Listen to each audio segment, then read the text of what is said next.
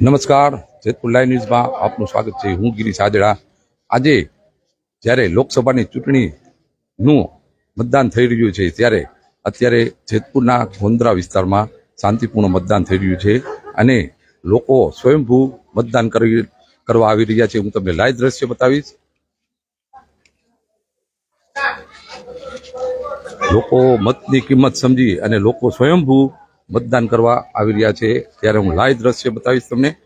અને આપણી સાથે મનોજભાઈ અજાણા આપણી સાથે છે, તેમની સાથે ચર્ચા કરીએ. મનોજભાઈ, મતદાનને લઈને શું કહેશો તમે? નમસ્કાર. આજનું લોકશાહીનું મહાપર્વ, તેની અંદર આપણે વિકસિત ભારત તરફ જઈ રહ્યા છીએ ત્યારે અચૂક હરેક વ્યક્તિએ મતદાન કરવું જરૂરી છે. મતદાન એ એક લોકશાહીનું મહાપર્વ છે અને આ પર્વ બધાએ ઉજવવું જોઈએ. તમે મતદાન કરી આપ્યું? મેં કરી દીધું છે. આ હતા આપણે મનોજભાઈ અજાણા અને તેને લોકોને એવું પણ જણાવ્યું છે કે મતદાન કરવું આપણી એક ફરજ છે.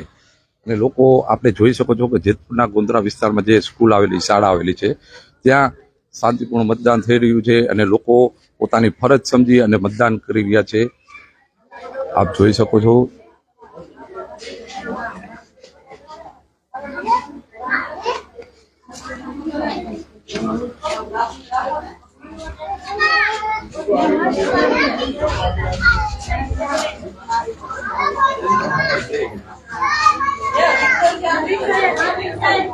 લાંબી કતાર આપ જોઈ શકો છો કે જે મતદાન છે તેની ફરજ સમજી અને મતદાન કરવા લોકો આવી રહ્યા છે. લાંબી કતાર આપ જોઈ શકો છો.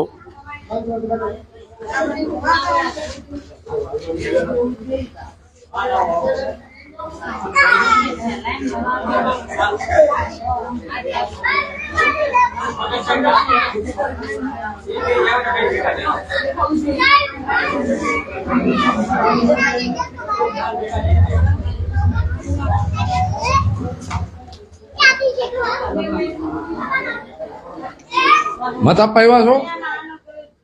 મત આપવા આવ્યા છો? મત આપવા આવ્યા છો તમે? હા હા, મત આપો. તમે મત આપો. તમે પણ મત દેવા આવ્યા? હા હા. તો આપણે જોવું કે આ વયોવૃદ્ધ પોતાની મતની ફરજ સમજી અને મતદાન કરવા આવ્યા છે. આપ જોઈ શકો છો. ના ના, કાંઈ વાંધો નહીં. અને આપ જોઈ શકો છો કે જે મતદાનની ફરજ સમજી અને લોકો મતદાન કરવા આવી રહ્યા છે.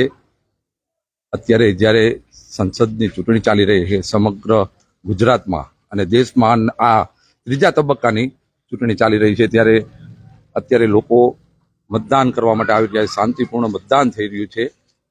જેતપુરના ગોંદરા વિસ્તારમાં જે શાળા આવેલી છે ત્યાંથી આપણે લાઈવ દ્રશ્ય જોઈ છે અને વયોવૃદ્ધ લોકો પણ મતદાન કરવા અત્યારે આપણે લાઈવમાં જોયું.